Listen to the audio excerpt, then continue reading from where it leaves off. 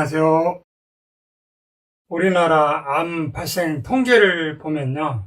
남녀 합쳐서 2018년도까지는 위암이 1위였고, 그 다음이 갑상선암, 폐암, 대장암 순이었는데, 2021년 통계는 1위가 유방암, 그 다음이 갑상선암, 대장암, 위암으로 위암이 4, 5위 정도로 여전히 상위에 있어요. 남자만 국한해서 보면 2019년도에 폐암이 1위이고 위암이 2위로 나와요. 남성은 아무래도 술이나 매운 음식 같은 자극성 음식을 선호해서 그런지 위암이 여전히 높게 나와요. 그래서 한국 남성이라면 특별히 위암에 대해서 조심해야 되는데요.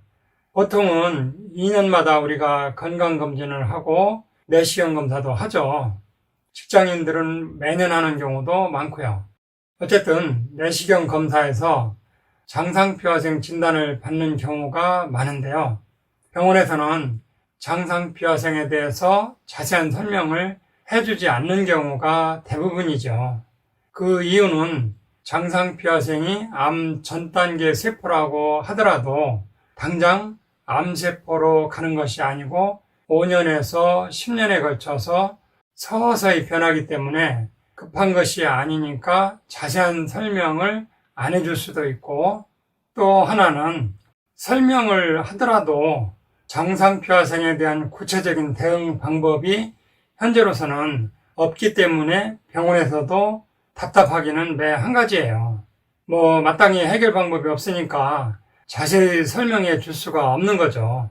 그리고 해결 방법도 없는데 자세히 얘기해봐야 환자만 더 불안해하니까 대충 얘기하고 그냥 덮어놓듯이 설명할 수밖에 없는 것 같아요. 그럴 수밖에 없는 것이 병원에서 줄 수 있는 약은 화학약품밖에 없는데 현재 위장질환에 처방해주는 약들은 장상피화생된 세포를 개선할 수 있는 약이 아니거든요. 이 내용을 좀 더 자세히 이해하려면 장상피화생이 왜 생기는지 간단히 원리를 알아야 되는데요. 우리 몸 전신에 있는 세포들은 세포막으로 둘러싸여 있는데 이 세포막은 이중 지질층으로 되어 있고 지질층으로 되어 있기 때문에 세포막의 대략 50% 정도는 기름 성분으로 되어 있다고 이해하시면 돼요. 우리가 숨을 쉬는 이유는 산소를 마시고 이 산소를 세포막 안으로 넣어줘서 세포들이 숨쉬고 에너지를 만들어내도록 하기 위해서 숨을 쉬는 건데 이 산소가 세포 안으로 들어갈 때 세포막 기름 성분 틈으로 통과해서 들어가게 돼요. 세포가 세포막을 기름 성분으로 만든 이유는 혈액을 따라서 온 여러 성분들이 아무거나 쉽게 세포 안으로 들어오면 안 되기 때문에 물과 기름은 섞이지 않잖아요. 혈액은 물이 대부분이고 세포막은 기름 성분이고 그래서 혈액 속에 녹아있는 성분 중에 세포에게 유리한 성분만 선택적으로 받아들이기 위해서 세포막을 기름 성분으로 만들어 놓은 것이고 이 기름 성분은 자연의 음식 속에 있는 성분들이에요.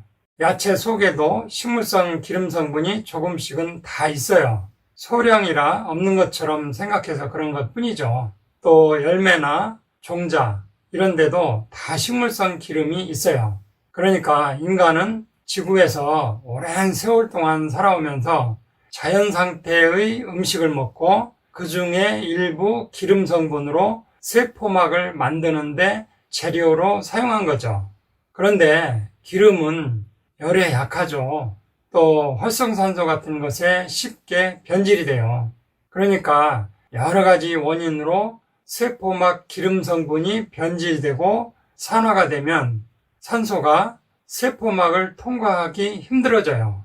우리가 4, 50년 이상 살다 보면 세포막이 10% 막히기도 하고 20% 막히기도 하고 점점 세포막이 막혀가면 세포가 숨쉬기가 힘들어져요. 답답한 거죠. 그러면서 세포 안에 있는 세포핵이 숨을 못 쉬겠다고 아우성을 치면서 DNA가 세포 모양을 조금씩 바꾸게 돼요. 그 세포 모양을 바꾼 것이 장에 있는 세포와 비슷하게 변하게 되는데 그 모양을 보니 장상피 세포와 비슷해서 장상피 화생이라고 한 것이고, 세포막이 35% 막히면 이 세포는 더 이상 숨을 못 쉬고 죽든지 살아남으면 암세포로 돌변하게 되는 거죠. 그래서 장상피 화생을 암 전단계 세포라고 하게 된 거예요. 그런데 병원에서 처방하는 위장약은 화학성분이라서 지구상에 있는 자연의 물질이 아니라서 세포막을 만드는 재료가 될 수 없어요. 그래서 병원에서는 장상피 화생은 고칠 수 없고 약이 없다고 하는 거죠. 그러면 과학이 발달한 요즘 시대에 제약회사에서 왜 그런 약도 못 만드는지 약간은 이해가 안 될 텐데요. 제약회사는 이 세상에 없는 전혀 새로운 화합물을 개발해야 특허를 받을 수 있어요. 자연에 있는 물질 그대로는 특허 대상이 안 되거든요.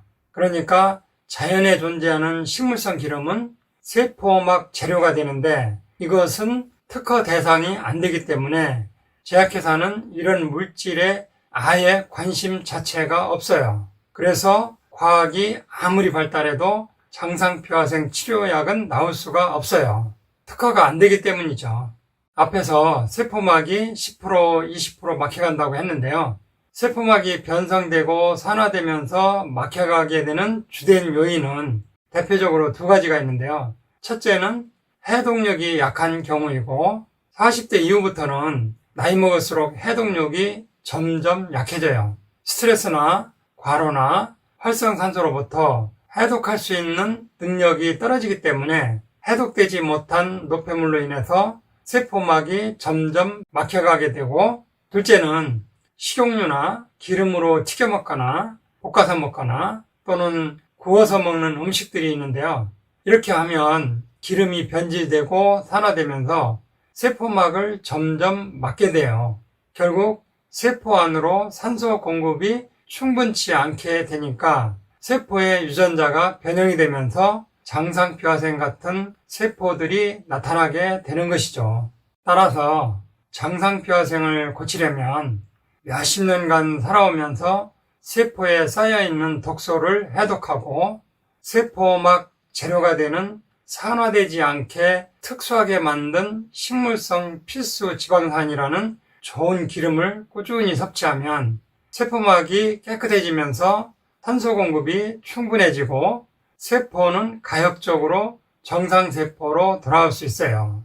실제 이 방법으로 많은 분들이 좋아지는 사례를 경험했고요. 물론 개인차에 따라서 빠른 경우도 있고 더딘 경우도 있지만 일정 기간 섭취하면 해독되면서 암 발생을 예방할 수 있는 장점도 있어요. 장상피 화생 진단 받고 나서 약이 없다고 실망하지 마시고 충분히 상담 후에 본인에 맞는 세포 교정요법을 시도해 보세요.